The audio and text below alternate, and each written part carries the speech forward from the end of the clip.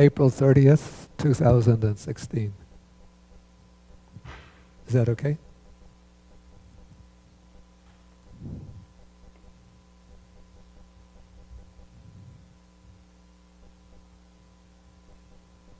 Okay, so we will begin with the salutation to the Buddha 3 times.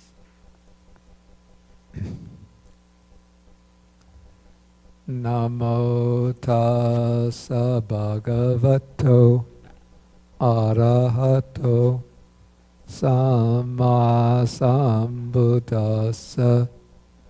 Namo tassa bhagavato arahato samma sambuddhassa. Namo tassa bhagavato arahato samma sambuddhassa. Okay, good morning, everybody.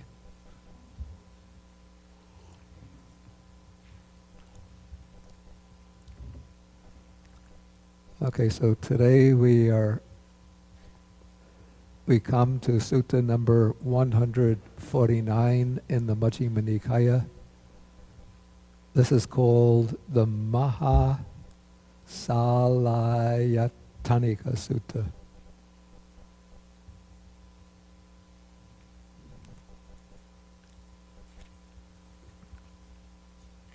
So this is translated as the Great Sixfold Base.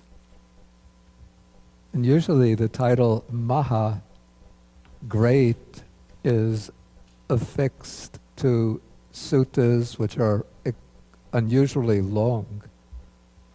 But this is a very short sutta, just a couple of 3 pages, but yet it's I call it a very rich sutta, in that the contents are very compressed, but also very deep. Okay, so the sutta begins when the Buddha addresses the monks and says, I shall teach you a discourse on the great sixfold base. And of course, those who have been coming regularly to the class, you know that the sixfold base is referring to the 6 sense bases, or the 6 internal sense faculties: eye, ear, nose, tongue, body, and the mind base, the organ or faculty of thought and reflection.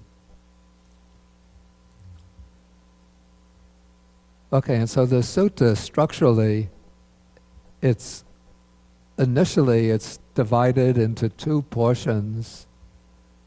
We call one is the negative portion, which deals with the state of affairs for the untrained worldly person, and then the counterpart portion deals with the same subject, but from the perspective of the trained, experienced disciple, noble disciple.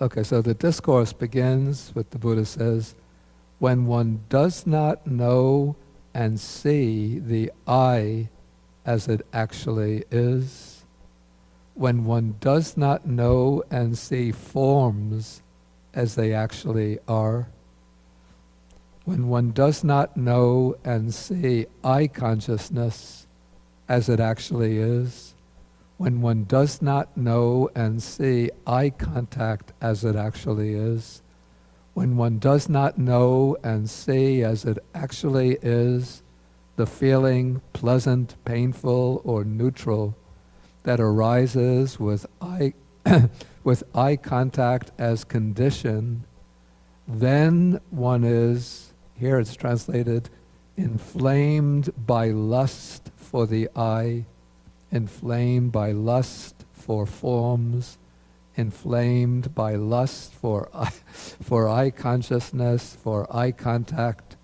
and for the feeling felt as pleasant, painful, or neither painful nor pleasant that arises with eye contact as condition.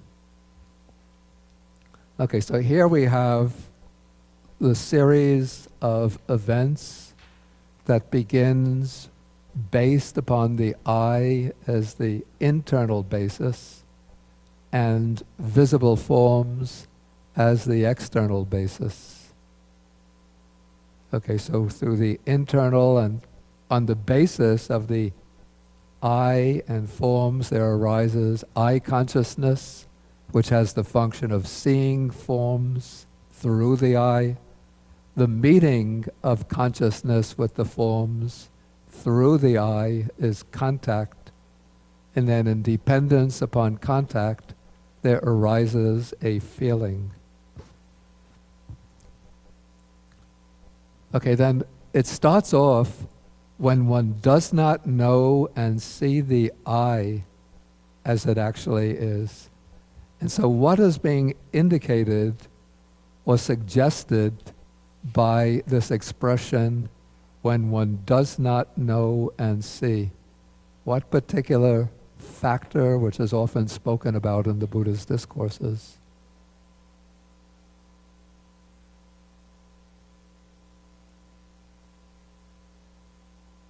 One particular mental quality or mental state? Exactly.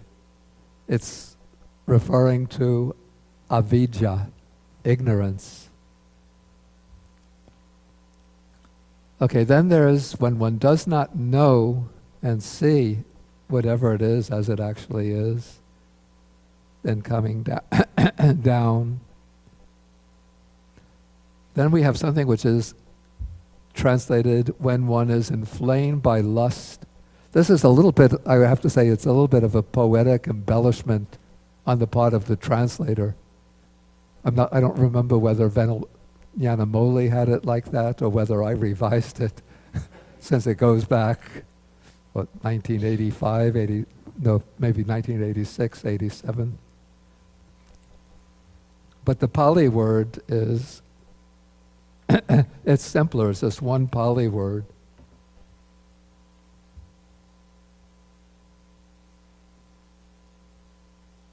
Sa-rajati, which is just an intensification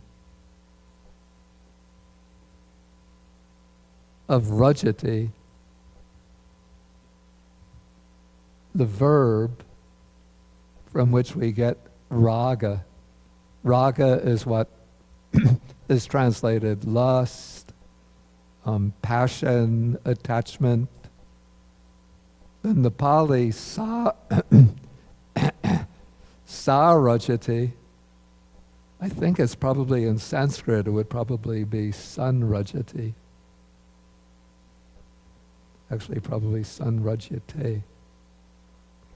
But the sun gets mutated in Pali to become the long A, sa.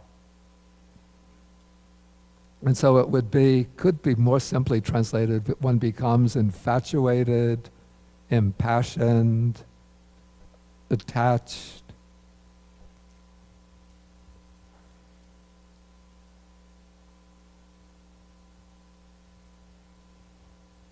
Okay, and then we could say, if we want to sort of transform this into a more fixed doctrinal term, what is being indicated, what doctrinal concept is being indicated by the verb sa-rajati?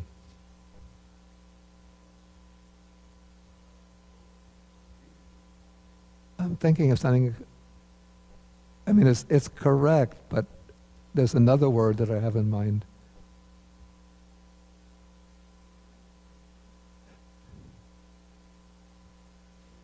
Right, craving or tanha. So we actually have here, in a way, it's almost like a very compressed statement of dependent origination.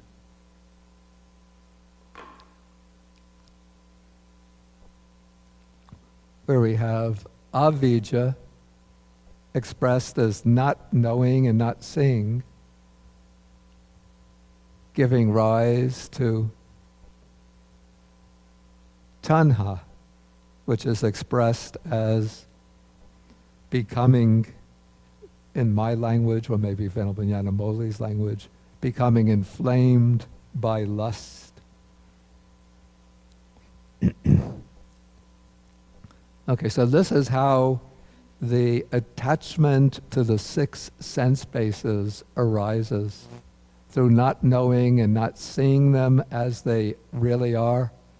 Then one becomes attached at a very subtle level to the internal sense bases. And then at a grosser level, usually we become attached and infatuated with the objects of the senses. Forms, sounds, odors, and so forth. And also one becomes attached especially to the feeling that arises through sensory contact.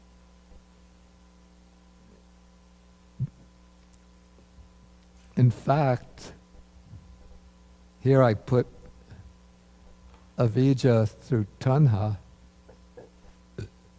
but we have here other terms of dependent origination.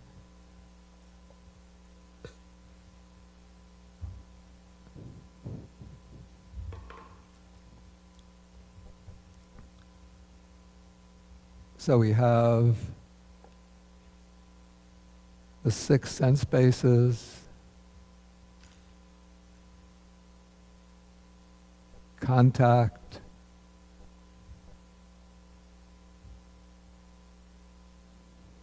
feeling, giving rise to craving.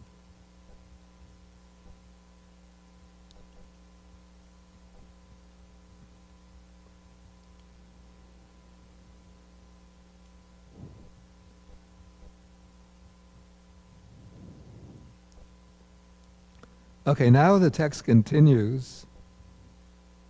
When one abides inflamed by lust, fettered, infatuated, contemplating gratification.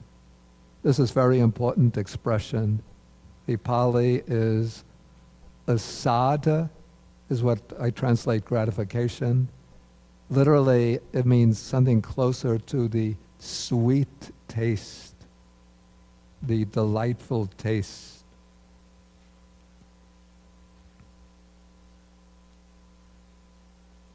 Okay, then the five aggregates, I would say now, the five aggregates subject to clinging are built up for oneself in the future.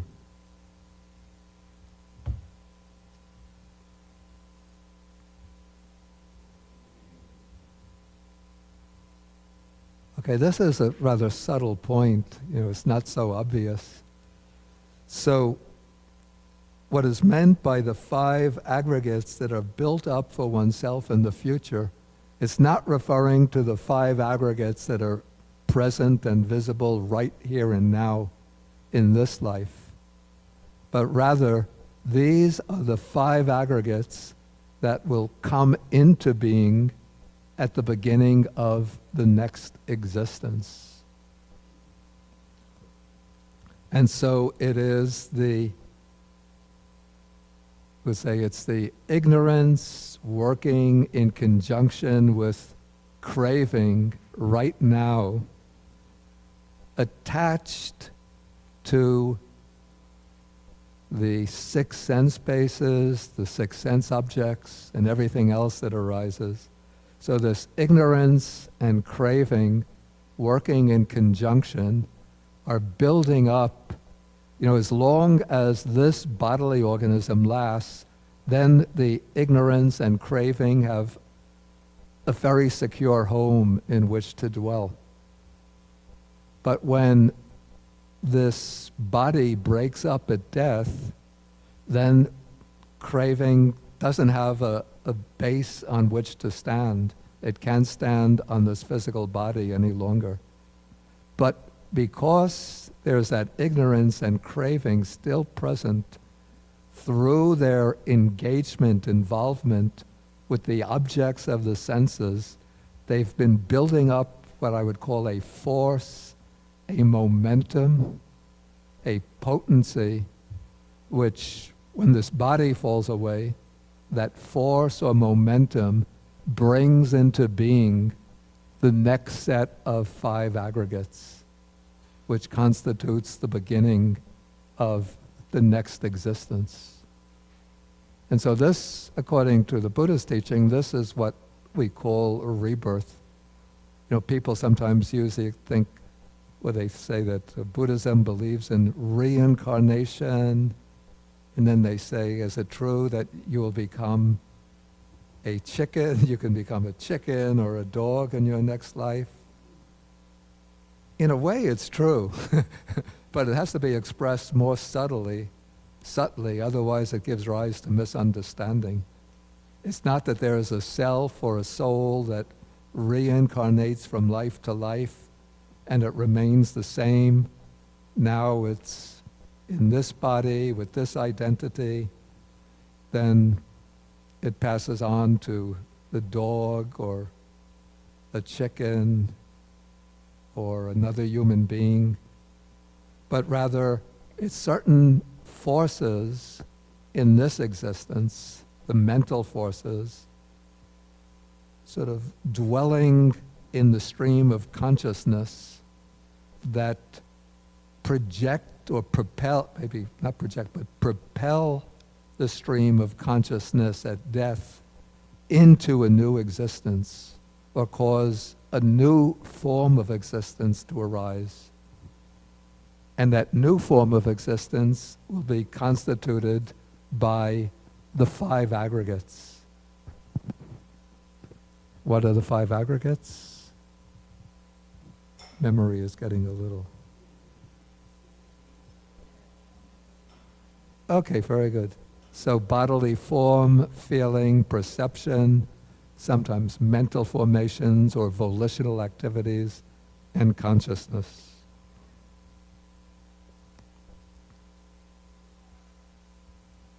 Okay, so that is what occurs in the future. And then the text says, and one's craving, and then the next phrase is very, very important, which brings renewal of being, which brings renewed existence, which is accompanied by delight and lust, and delights in this and that, or delights here and there, increases.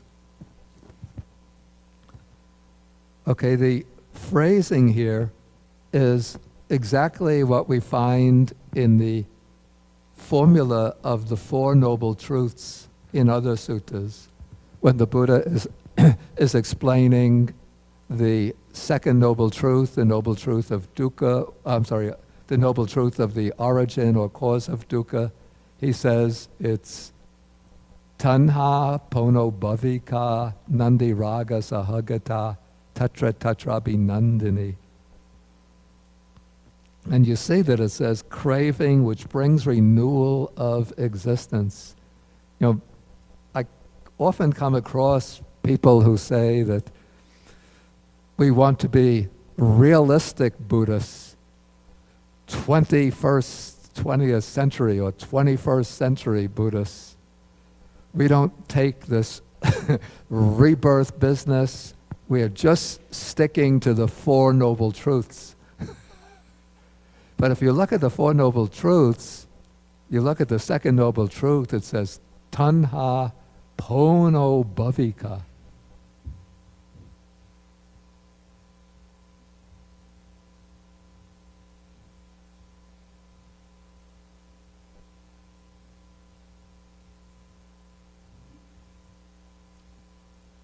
Pono bhavika is based on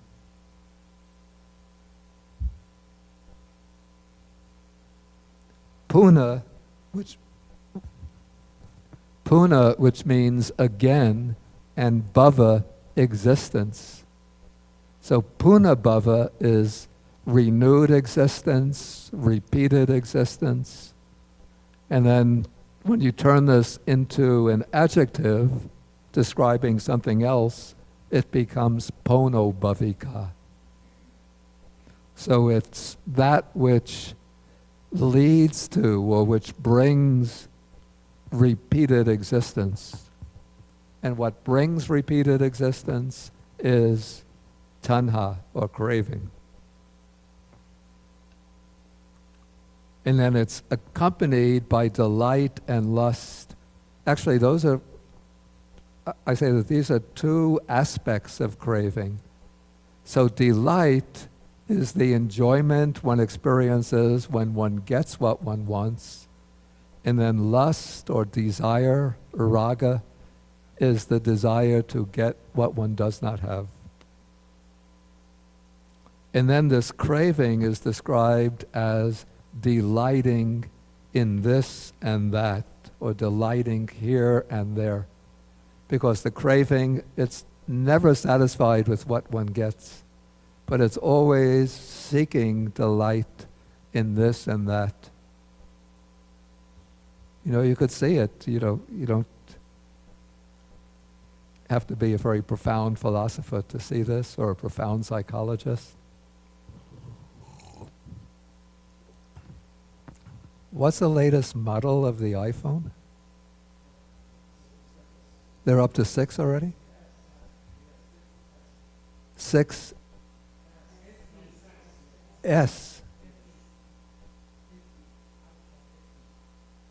What happened to the iPhone 4?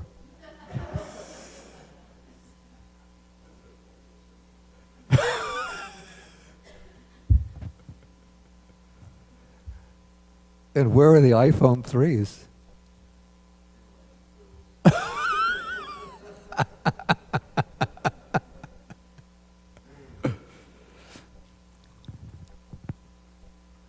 I think I might be one of the few people in the world that thinks back nostalgically to those days when you use a telephone to make a telephone call. And I'm still getting used to hitting the little numbered pads. I still miss the days.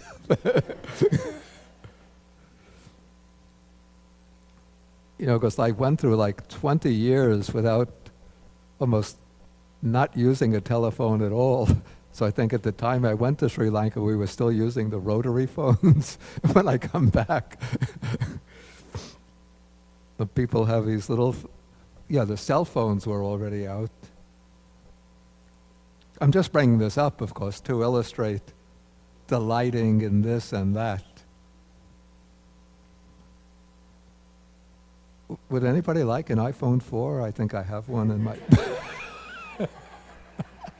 It's great, a great instrument. I mean, it can do some fantastic things. I still haven't figured out how to get my email on my...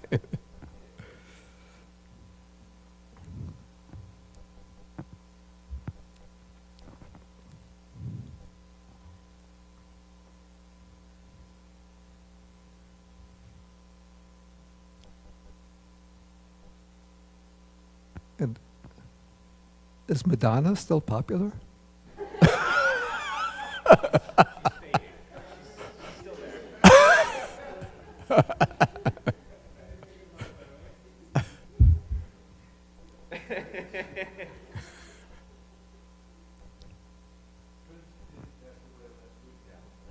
Yeah. I mean, I remember hearing about him, I think, or reading about him when I was in Sri Lanka in the 1980s. Then I don't think I heard about him since. But then when he dies, then I see on the news they're saying, oh, this brilliant, absolutely fantastic, marvelous, creative genius. But what happened during the 1990s or 2000s? I don't know.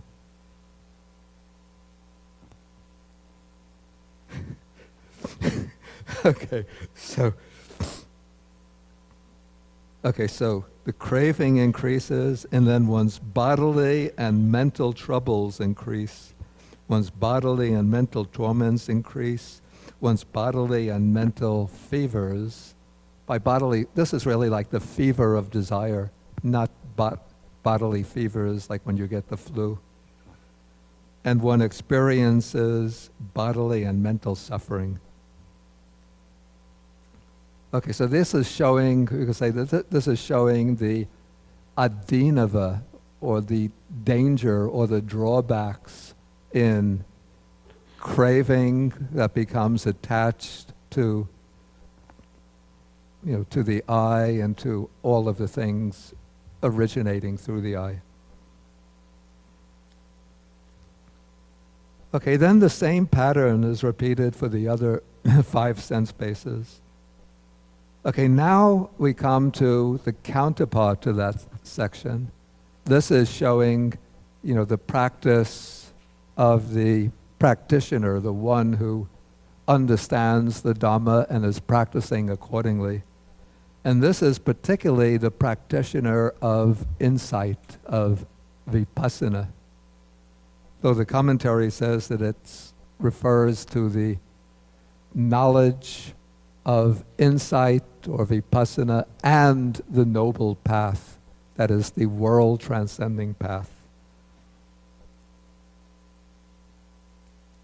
Okay, so it says, when one knows and sees the I as it actually is, when one knows and sees forms as they actually are, when one knows and sees eye consciousness, when one knows and sees eye contact, when one knows and sees the feeling that arises with eye contact as condition, then one is not inflamed by lust, or one is not attached to the eye forms and so forth.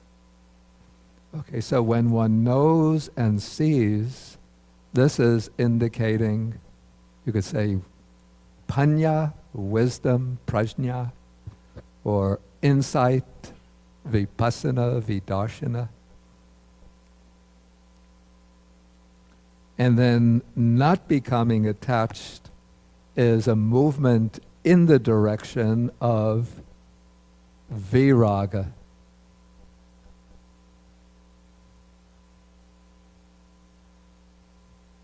Viraga is, we say, dispassion. It's the fading away of passion or lust. And so as one sees the I and so forth as it really is, and what does it mean to see the I and so on as it really is?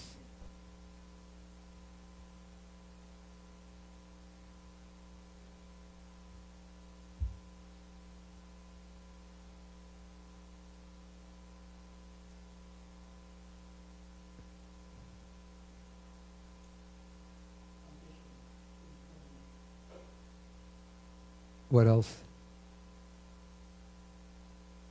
Something else has to come in. Okay, let's get it in order.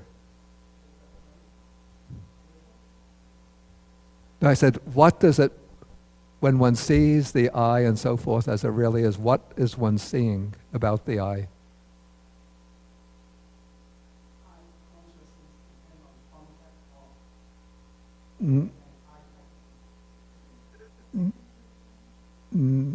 Of course, that's underlying it, but 3 things.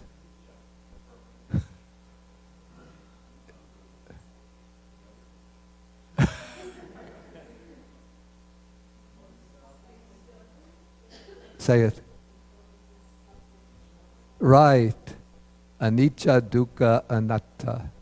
Impermanent, unsatisfactory, or suffering, and non-self.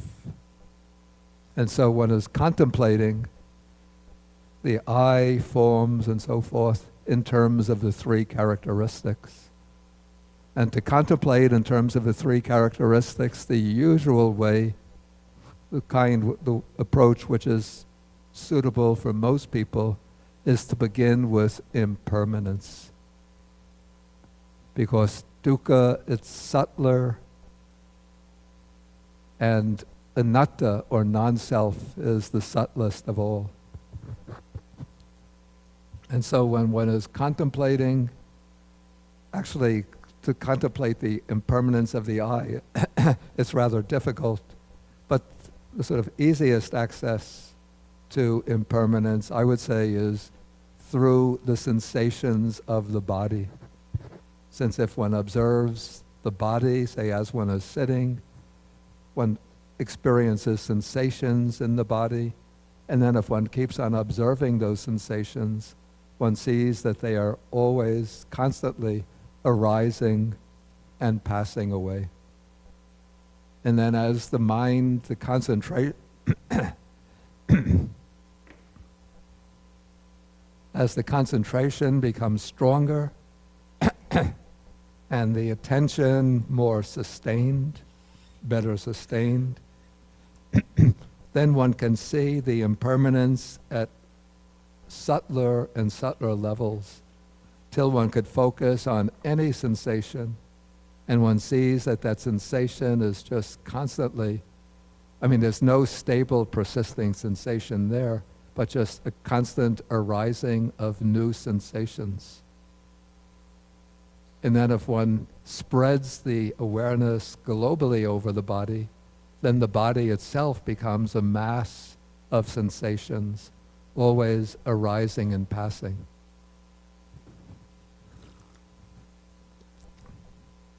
And so one sees into the impermanence of, first focusing on the impermanence of sensations, and then through the awareness of bodily sensation, then one could focus on the sensation of the eyes and see how the eye is constantly arising and passing away. And then to the ear. If one is sitting, actually it's difficult to pick up the nose, tongue, and tongue. But the bodily sense. Okay, then what is impermanent is not to be taken as a basis of security. So in that sense, it is dukkha, which we translate as suffering, but it doesn't mean that all of these things are actually felt as misery, pain, sorrow, but rather it means that these things are not capable of yielding secure, lasting happiness. And so they're unsatisfactory, flawed, inadequate, defective. And again, one could go directly from impermanence into non-self. What is arising and passing away cannot be taken as self. I went through this when explaining the last sutta, sutta number 148, on the 6 sixes, where the Buddha argues that what arises and passes away can't be taken as this is myself.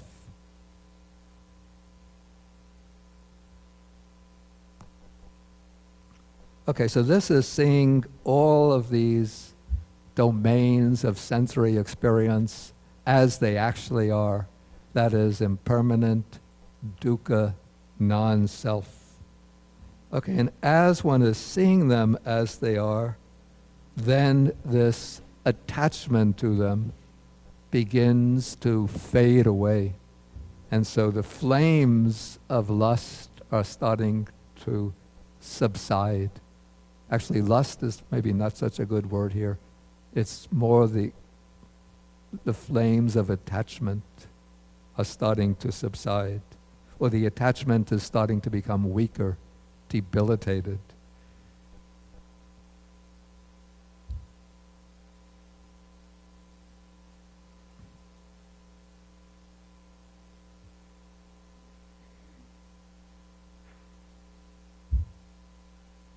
Okay, then when one abides uninflamed, that's such a good words choice. When one abides not attached because of lust, unfettered, uninfatuated, contemplating danger. This expression here, contemplating danger, is the opposite of the expression that we had on in the other portion, contemplating gratification. So we have a distinction here between two words or two ideas.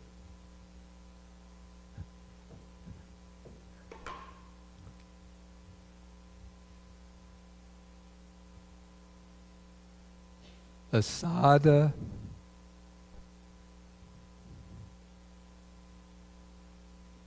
and adinava. Asada, gratification or enjoyment or sweet taste. This comes from seeing things as being pleasurable, enjoyable, taking them to be permanent, stable, identifying with them and taking them to be myself. And so one contemplates enjoyment in things, and then one goes in pursuit of them. But when one starts to see into the impermanent, empty nature of phenomena, then the danger starts to become exposed, the danger in becoming attached to them. Okay, so as one is contemplating the danger, then the five aggregates subject to clinging are diminished for oneself in the future. That is, through contemplating the danger, for contemplating things as they actually are, and seeing the danger or drawbacks in them, then that attachment that binds one to them starts to diminish. And as the attachment is diminished, then one is sort of wearing away the five aggregates, putting a stop to the process of building up the five aggregates.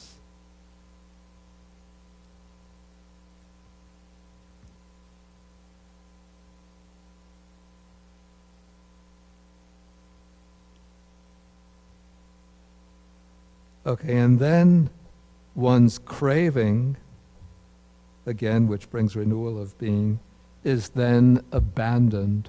Or I would say it's in the process of being abandoned, because one is still in the stage of insight. One has not yet reached full realization.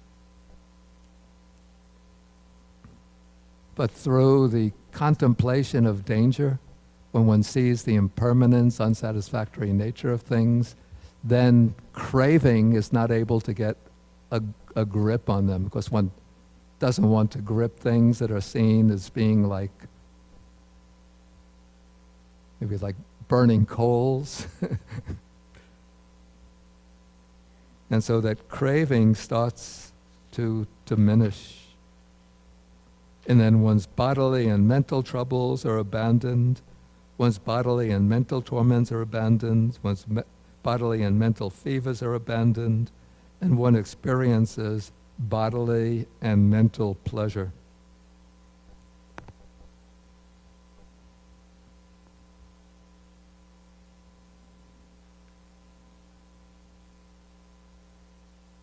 Okay, now we come to a new portion of the discourse, or there's a sort of transition here into another section. So now the Buddha is going to relate this to the Noble Eightfold Path. And so he says, the view of a person such as this, that is one who is contemplating the real nature of the I, forms, and so forth.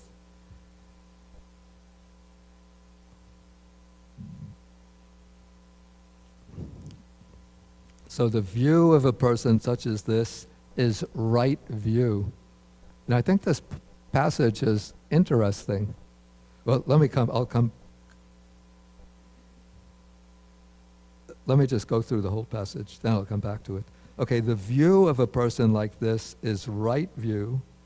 His intention is right intention. His effort is right effort.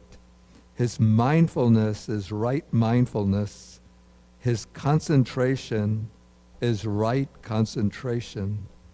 But his bodily action, his verbal action, and his livelihood have already been well purified earlier. Okay, there are several things interesting about this. One is usually when we have the order or the exposition of the Noble Eightfold Path, what do we have as the first factor? And then the second factor? And then the next factors? Right. So usually we have right view, right intention first, then right speech, right action, right livelihood.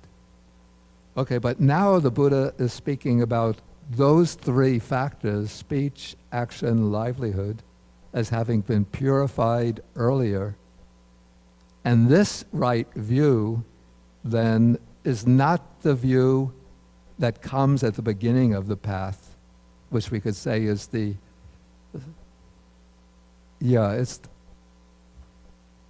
I would call that the conceptual understanding of the principles of the Dhamma. The one that comes at the beginning of the path, sometimes called, this is still called mundane right view even here. But it's not yet, this has gone beyond that preliminary conceptual understanding. But now this is the right view of insight knowledge. This is where one is actually, doesn't have just conceptual understanding, but this is the right view where one is actually seeing into the real nature of things as being impermanent, unsatisfactory, not self. And then the intention here, you see, when we have the formal exposition of the Noble Eightfold Path, right intention is explained as the intention of renunciation or desirelessness, the intention of non-harming, the intention of non-ill will, the intention of non-harming. But other texts identify intention with the application of the mind. So here I understand that this isn't referring to right intention. Of course, there's an absence of desire, absence of ill will, absence of harming. But I don't think that's what's intended here, but rather this is the intention as the application of the mind to the contemplation of the nature of phenomena.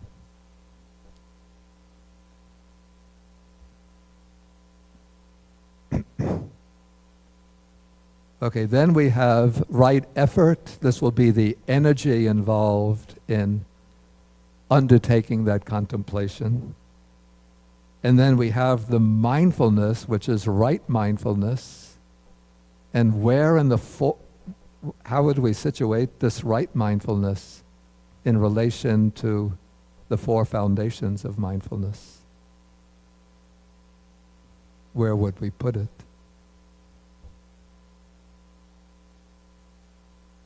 What are the four foundations of mindfulness?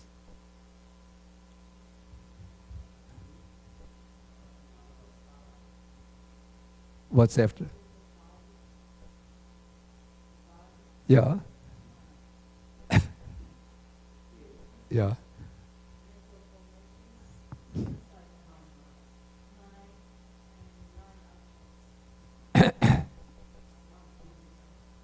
What? Yeah, well, she said mind objects, dhammas. Okay, so where amongst the four foundations of mindfulness will we put this mindfulness? What's called mind objects, yeah. But I think mind objects is not really such a good translation. I just would call it phenomena or dhammas. Because if you're familiar with the fourth foundation of mindfulness, 1, 2, 3, 1, 2, 3, 2, 3. The third is the contemplation of the 6 sense bases. So one knows the I, one knows forms, one knows the fetter that arises dependent on both One knows how that fetter comes into being, how that fetter is abandoned, and how there is no arising of that fetter again in the future. So this is now within the domain of Dhamm Anupassana, contemplation of phenomena. So we could assume that this meditator has already gone through the contemplation of body, feelings, states of mind, and now is in the contemplation of phenomena. And then we come to his concentration is right concentration. This is the statement that I find most interesting, because if you know the usual definition of right concentration, it's what?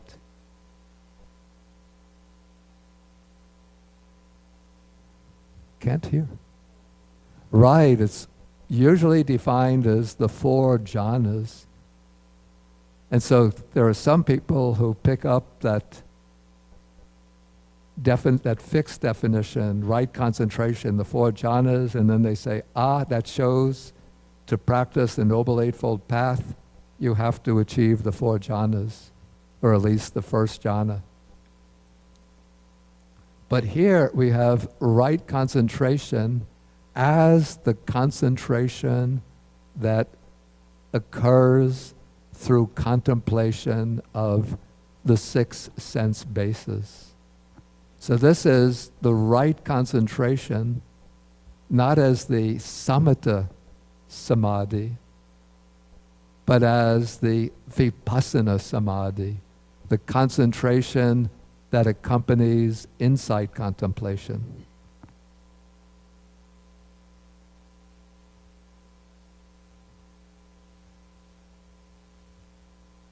Okay, and then it speaks about bodily action, verbal action, and livelihood have been already well purified earlier. So this is speaking about somebody who's not a beginner on the path, but somebody who has already fulfilled the components of sila, of good behavior. And so then based on good behavior, this practitioner, it seems that in the sutta there's no mention about the jhanic attainments, but has moved from good behavior, probably going through the earlier foundations of mindfulness, now into the contemplation of dhammas in terms of the 6 sense bases.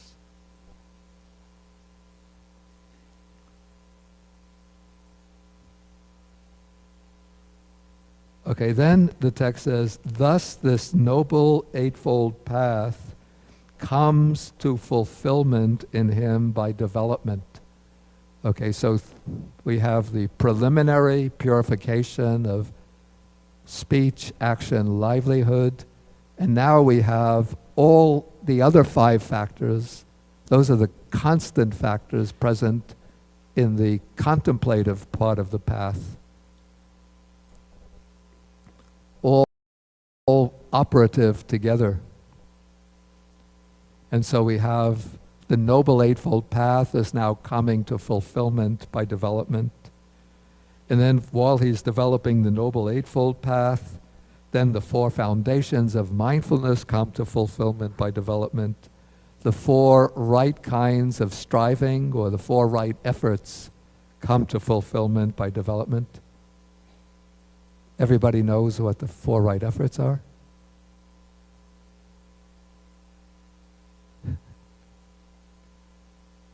Okay, it's the effort to prevent the arising of unwholesome states, the effort to remove arisen unwholesome states, the effort to arouse or to awaken wholesome states, and the effort to maintain wholesome states. So those are the 4 right efforts. Then the 4 bases for spiritual power. These are the 4 iddhipadas. Well, that's pretty technical. Do we have any?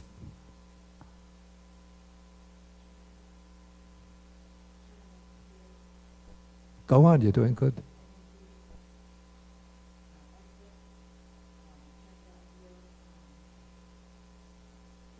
Okay, you have Chanda, Virya. Okay, Chitta, mind. Okay, good, good. So, Chanda is desire, but this is not desire as craving, but this is the desire to make progress or desire to achieve the goal. Then energy or effort. Then Chitta, mind. I have to confess, this has always been rather a little bit unclear to me exactly what's meant. Maybe one day when I reach that level, then I'll know. But maybe we could say it's the purity and brightness of the mind. And then the fourth, it's actually the word that's used is investigation, vimangsa. But that's taken to be a synonym for panya or wisdom. Then the 5 faculties come to fulfillment by development. What are the 5 faculties?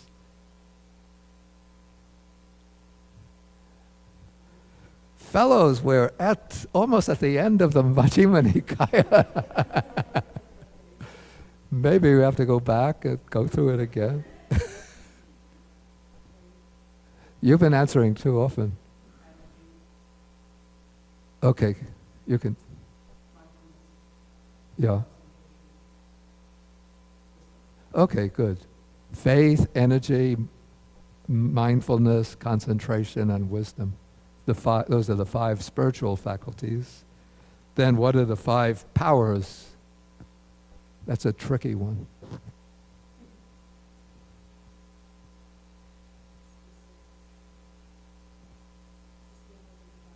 Right, it's the same as the 5 faculties. The same factors, but just they're being looked at from a different perspective.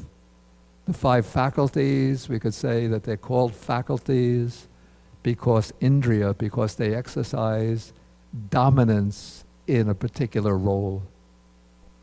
Whereas the word bala, or power, means that these 5 qualities, mental qualities, are powerful, that they can't be overcome by their opposites. Okay, the list is getting longer now. This is where we separate, as the expression goes, separate the sheep from the goats. The 7 factors of enlightenment. Okay, mindfulness? Okay. Let me recite. Okay, mindfulness, investigation of dhammas or of qualities. Energy, yeah. Rapture or joy, yeah. Right, good. Okay, tranquility of mind. Excellent, yeah. I don't say. Okay, excellent. Okay, so mindfulness, investigation of qualities, energy,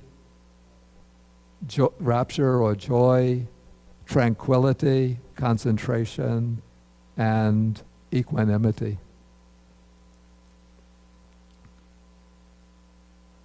Okay, then the next statement, very important. These 2 things, serenity and insight, occur in him yoked evenly together. According to the commentary, I have a note here from the commentary. It says that this refers to the simultaneous arising of serenity and insight in the supramundane or world-transcending path. Serenity is present under the heading of right concentration, and insight under the heading of right view. Okay, that's the way it's explained from the standpoint of the commentary, which comes, from a later period than the sutta. But I would say that maybe we don't have to take this in the rather narrow technical sense of the commentary. But when the practitioner is engaged even in this high stage of insight, there is both serenity, samatha, and insight, vipassana. In the way the terms are commonly used today, they speak about serenity or samatha meditation means the meditation to quiet the mind and aiming at the attainment of the jhanas. And then it's thought that insight meditation is something completely different from serenity. But it seems to me, looking at from the text, looking at the early texts without bringing in the later perspectives of the commentaries, that we could see that serenity and insight for the fulfillment of the path always have to go together, and they're not, like two completely separated systems of practice. We could say that some meditation objects are more appropriate for serenity, those that are aimed at the jhanas. Other approaches of meditation go along and put more emphasis on the track of vipassana. But in order to bring the path to fulfillment, one needs some degree of both serenity and insight. And so if one takes the path or the approach of emphasizing serenity or concentration as the foundation, one has to step beyond the concentration in order to develop insight. But if one takes the track that emphasizes insight, as the insight becomes deepened, or in order for the insight to deepen, the mind has to be able to stabilize itself on the object. And so that stabilizing of the mind on the object is the precondition for the arising of insight knowledge. And that stabilizing of the mind on the object can take place either by first developing samadhi and then using that concentrated mind, turning it in another track and contemplating the nature of phenomena, or else contemplating the arising and passing away of phenomena and just keeping the mind focused unshakably on the arising and passing away. And as the mind stabilizes on the observation of arising and passing away, that itself is the samatha or serenity coexisting with the contemplation of insight.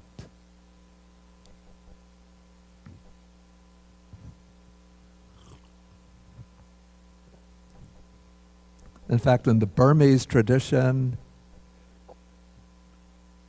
I think stemming from Mahāsaḷāyatanika, maybe it was U Pandita who introduced this term vipassana jhanas, which I don't particularly like because it mixes up two discrete concepts. But it indicates that as the insight knowledges deepen, the mind is becoming concentrated at a level of concentration that corresponds to that of the jhanas. Okay, the situation that the Buddha is discussing here, he's speaking apparently about a very high stage in the practice where serenity and insight are occurring yoked evenly together.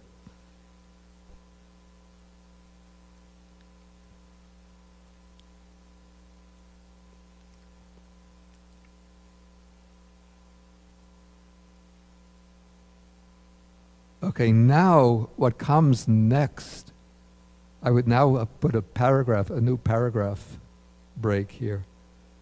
Because this, what comes next, I would say, is indicating the world transcending or supermundane level of realization.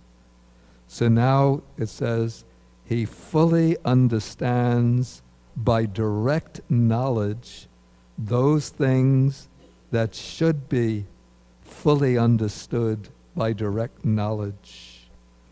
He abandons by direct knowledge those things that should be abandoned by direct knowledge. He develops by direct knowledge those things that should be developed by direct knowledge. He realizes by direct knowledge those things that should be realized by direct knowledge.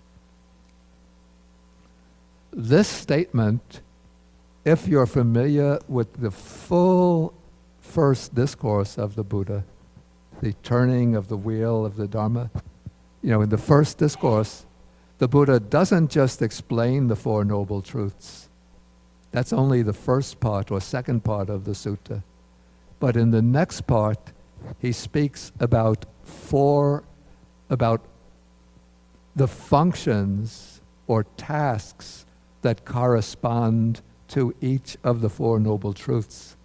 So he says that the noble truth of suffering should be fully understood. The noble truth of the origin of suffering should be abandoned. The noble truth of the cessation of suffering should be realized. And the noble truth of the way to the cessation of suffering should be developed or cultivated. And so here, this statement is in a way echoing or mirroring that particular passage in the Buddha's first sermon.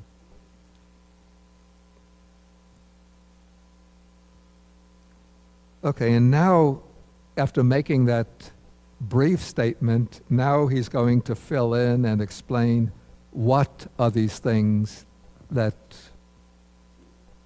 towards which one should exercise each of these four functions. So now we're in paragraph 11. He says, what things should be fully understood by direct knowledge?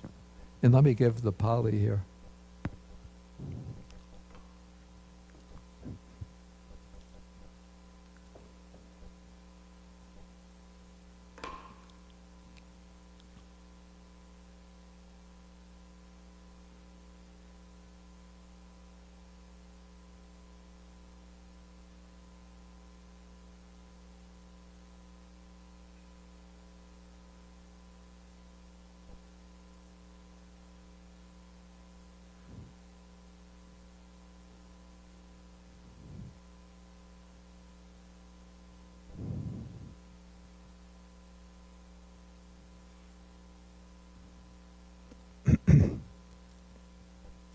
Okay, so the what's translated full understanding, it comes from the prefix pari, which gives a sense of fullness.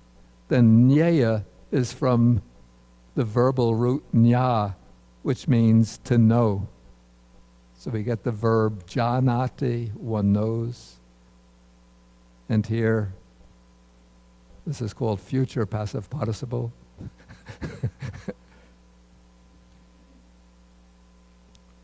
And so what are the things to be fully understood by direct knowledge?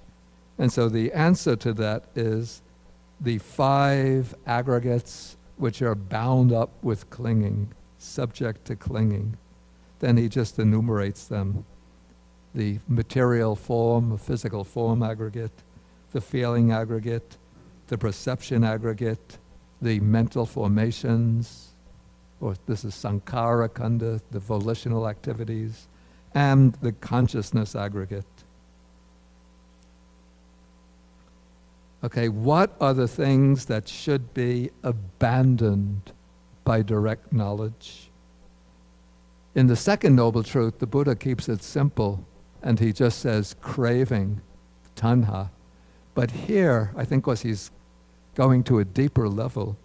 So he says what should be abandoned by direct knowledge are ignorance and craving for existence, the craving for repeated existence. And then what are the things that should be developed by direct knowledge? In the first sermon, the Buddha says it's the Noble Eightfold Path that should be developed.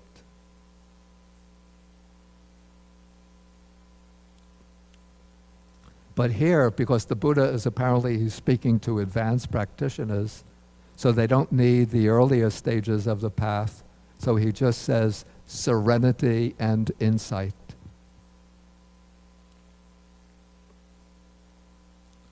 And then what are the things that should be realized by direct knowledge? So that is, here it's given true knowledge. Is there any such thing as false knowledge? Well, if it's false knowledge, then it's not knowledge, but misunderstanding.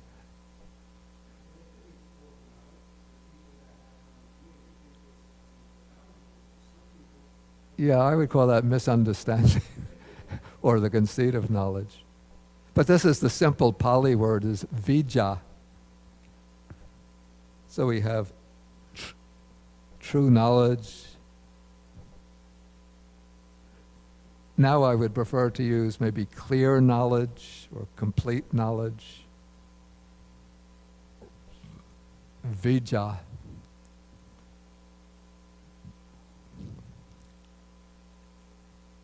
So this would be the full and clear knowledge of the Four Noble Truths. And then deliverance, this is in Pali, it's vimukti, which I would prefer now to render liberation. I think because this came from Venerable Nyanamoli and they were still under the influence of the British translators of the early 20th century, who had a little bit of the flavor of biblical terminology.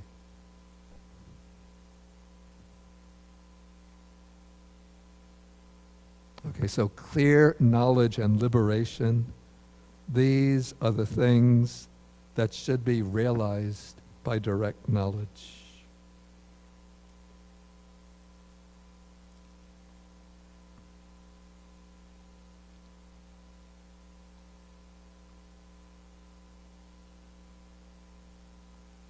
Okay, then the rest of the sutta actually just simply takes this, this whole course of development, starting from paragraph 9 through 11, and then it applies it to the other 5 sense modalities. So unless you don't know what the other sense modalities are, there's no need to develop it in full. I think, but we have to remember probably the early generations of monks who learned the discourse. You have to remember the discourses were not written down for 400 years, 300, 400 years. And so they were transmitted orally and had to be memorized. And so in order to imprint the text on the memory bank, the reciters would certainly have recited each passage in full.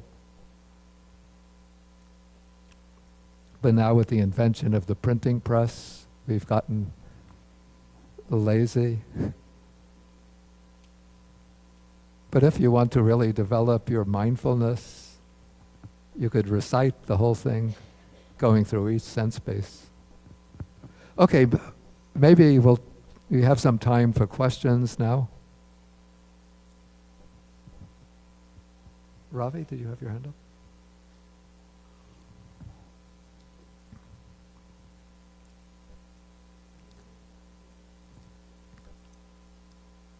Anyway, you could speak loud. Just speak loudly. I'll repeat the question.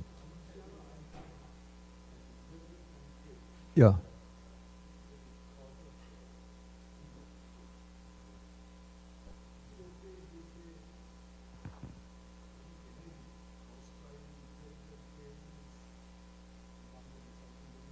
I'm not ca-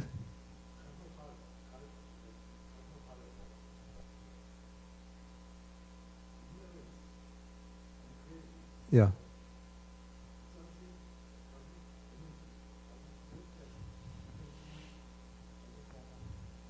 Of course, the karma continues, but the karma itself is not the driving force, because everybody has accumulated karma. Even the arhat has accumulated karma.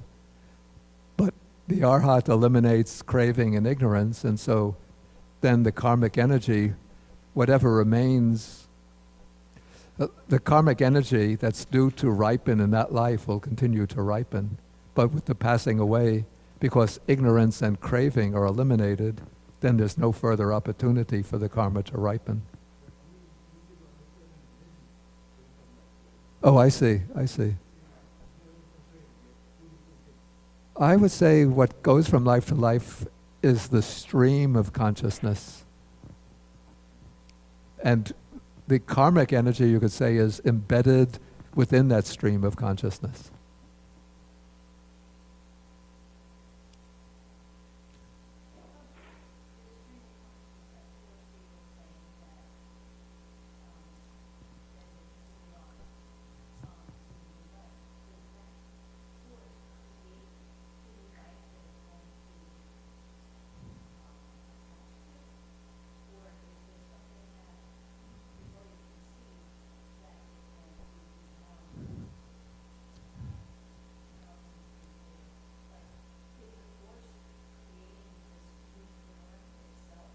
It's no, in the case of in the case of human life, it needs the physical basis to attach to.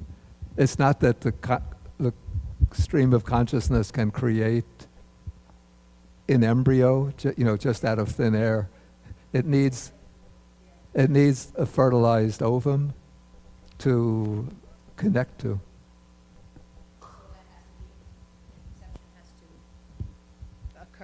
I think I'm talking loud enough, right? So the conception is there and then it attaches Yeah. to it. Now, in another existence, not human Yeah. or animal, I guess, would be the same kind of thing. In the case of animals, it would be the same as human. Yeah. At least the mammals, it would be the same. In other realms, is it the same kind of thing? Or it doesn't really...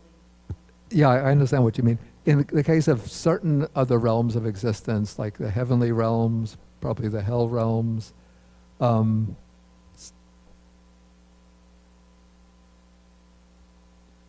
stream of consciousness will appear spontaneously. It doesn't depend upon, the foundation of like a fertilized egg, because rebirth in those realms is said to be spontaneous. And there's when I'm just trying to get a visual, I know I'm very concrete, like I'm a visual person trying to get a visual. So if there's a conceived, I guess what you were saying at one point that three things have to occur for conception. The stream has to attach, the new consciousness has to occur, so that baby won't come to being without that new consciousness. So does it have to be something that's close by? Or like, is it, like, can a person die here and then their new consciousness goes to India?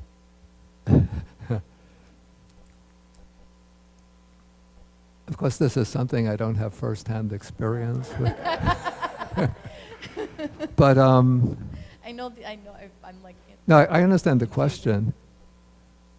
There have been some people who have done research on these cases of children who, when they're able to start speaking, can identify their past life.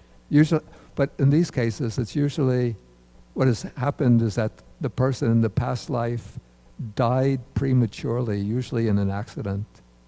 And in those cases, the person in the previous life was living pretty close to the place where the person has taken the rebirth. My supposition is, I don't know, but I would think that because one would tend to have affinities or connections with people living close by, one would tend to take rebirth fairly close by. But it's not like an invariable or fixed law that if there are conditions, one might take rebirth elsewhere. Thank you.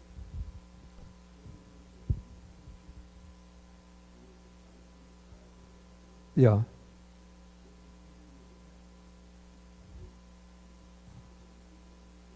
Yeah, yeah. Yeah, I think, did you have the mic, Chris? Yes. Bhante, so that stream of consciousness is the bhavanga, right?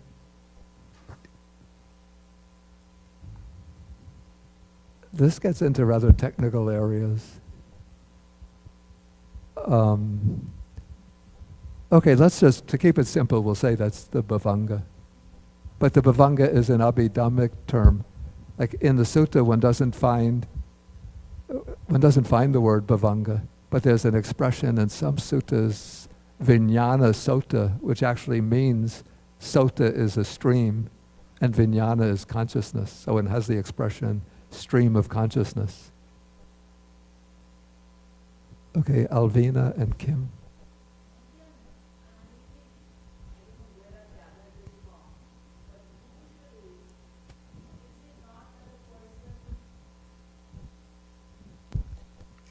Chooses whether it's the stream of consciousness, but isn't it that a person chooses the parents in the next lifetime? One knows that this is the experience I need. I don't know where am I getting this No, from. that seems to be... It's not like when you mention spontaneous, that spontaneous is going into the other realms. Yeah, But for this realm, yeah. the stream of consciousness is fairly aware to know the experience it needs for it to continue. It's not that we get born as an animal. It doesn't happen, it's not as random as that. It's not that I would go into just about any place in my next lifetime and start my whole stream of consciousness experience all over again. I don't know where I'm getting this from, but I don't think it's as random as that. Excuse me? I don't think it's as random as that. Yeah, the idea that one chooses one's parents or one chooses one's next life. That seems to be like I would call it a popular misconception. Okay. There's no choice involved, but I would say that maybe what's involved is a karmic affinity, a karmic connection, or a karmic connection of some kind. And it's not that the process of rebirth is a kind of educational institution in which we are learning lessons from one life to the next.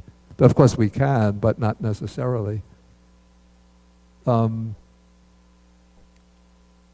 what I would say is the karmic, or the process of rebirth, it's maintained by the karmic connections, karmic affinities, but not by conscious choice. Like some people are not, I wouldn't say born more aware. Born what? I wouldn't say are born more aware, but some people have a different level of consciousness than some other creatures would. I mean, that's a given thing. I mean, I wouldn't question the consciousness of say a pet dog. Of a what? I wouldn't question the consciousness of a pet dog versus a wild animal versus myself.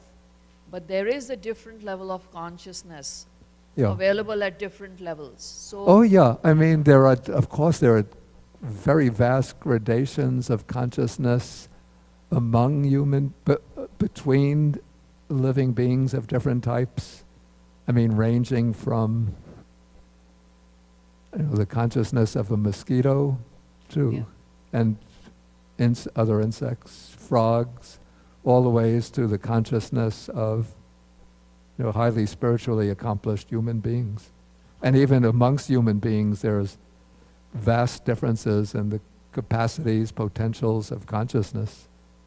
But that has nothing to do with the idea of people choosing their parents or mode of rebirth. It's just that when one passes from one life to the next, it's not that all one's past experiences and past capacities are just wiped out and one starts with a blank slate. But when one goes from one life to the next, one brings along the different karmic energies one's accumulated, as well as the different degrees of maturity of the spiritual faculties, customs, habits, interests, inclinations.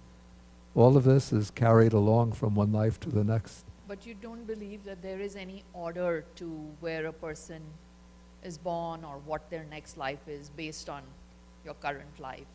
Based on your current life. There is an order based on the current life. It's just what I'm saying is that it's not the case that one consciously chooses the next form of existence. It occurs, you could say, through the unfolding or operation of a natural law. Again, I'd illustrate this a little grossly, but a little inaccurately. If I throw a rubber ball against that wall at a particular angle, it will deflect off that wall, bounce off that wall at a particular angle. It's determined by the laws of physics. So its motion is not random, but the ball doesn't consciously choose to move off in that direction.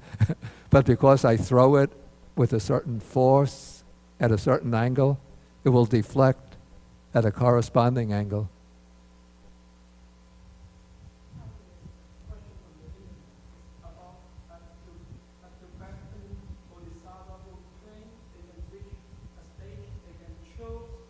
Yeah. And what type of rebirth? Perhaps this may be the case. I mean, again, it's something that lies beyond my capacity to say. And this is within the Tibetan system. But then I don't even know in the case of, say, like the Dalai Lama, whether he actually, from his previous 13th Dalai Lama, whether he actually consciously chooses where he's to be reborn. But it seems he has some foreknowledge of where he'll be reborn, because I think he left, in some of these highly advanced lamas, they leave certain indications to their disciples of where to look for their new incarnation. But that doesn't imply necessarily that they take their next rebirth through a conscious choice. It's just that they might foresee where they're going to be reborn.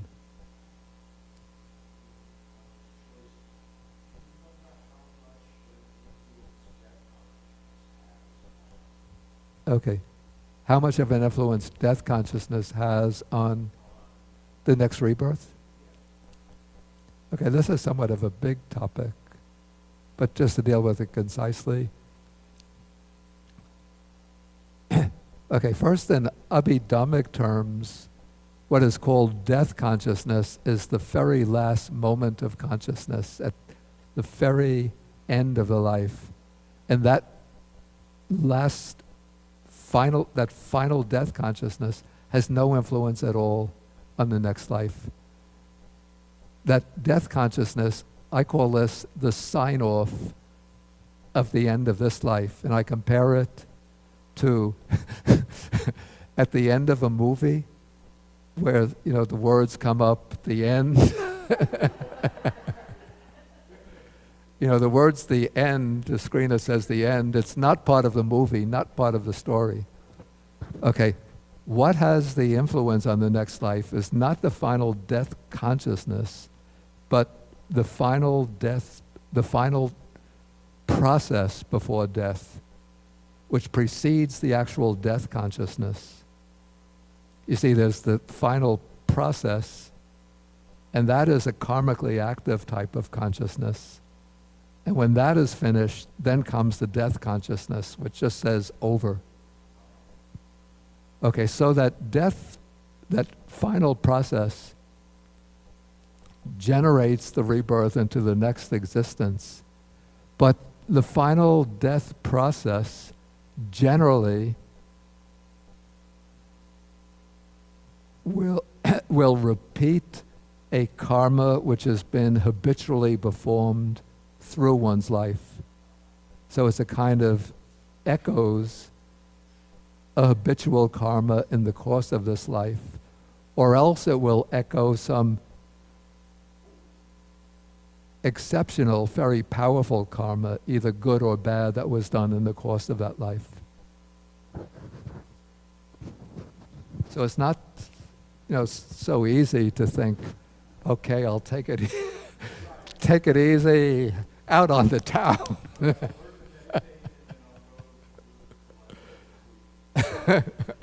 So I'll live it up now. And then when I enter into the death process, then I'll be really virtuous.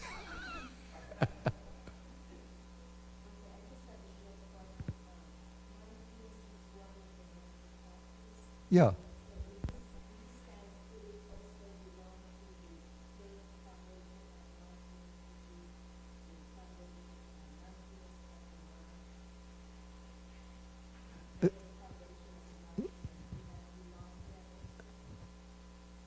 In relation to what? Yeah. Of course, mindfulness of the mind is the third foundation of mindfulness. But the point I was making during the class was simply that, or the point was that in the passage which is speaking about knowing and seeing the eye, ear, nose, tongue, and so forth, this corresponds to the fourth foundation of mindfulness, because one of the sets within the fourth foundation of mindfulness is contemplation of the six sense bases. Okay, I think we'll have to end for the day. I know I said we would take 2 suttas today, thinking this is short, just 1, 2, 3 pages. But the sutta that comes after is really very simple. So you could just read it. I don't think it needs discussion. I was just going to go through this sutta and then leave like 10 minutes just almost to read sutta number 150. But if you're not so lazy, you can read it on your own. Okay, so we'll end with the sharing of the merits.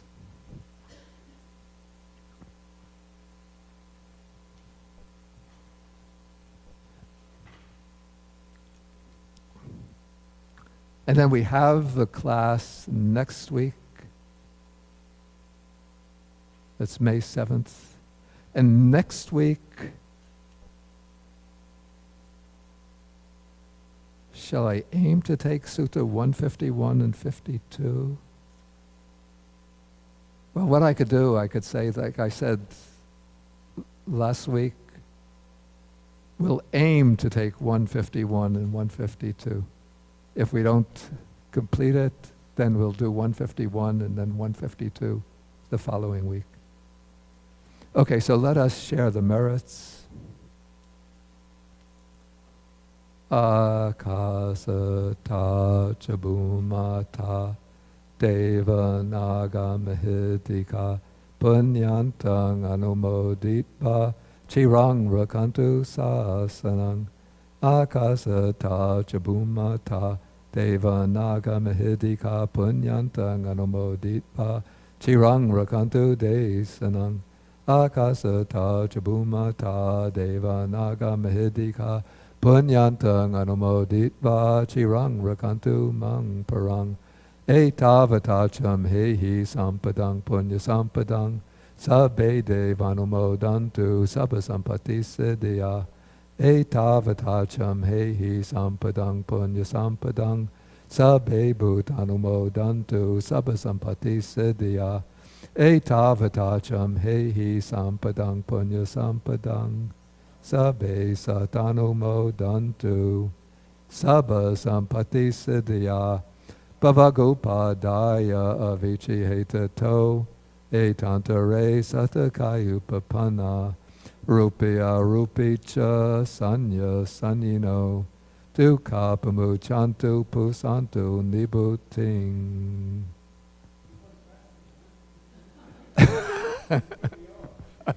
Threw you off.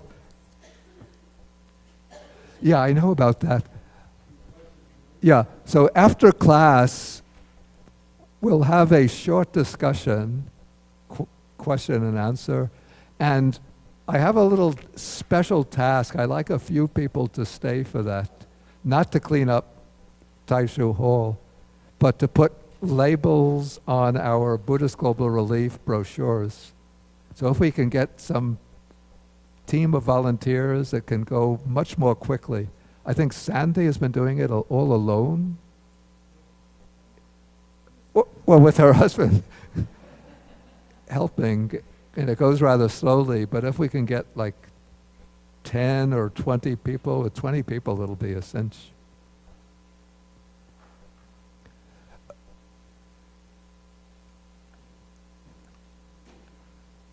Okay, so let us end with three half bows to the Buddha.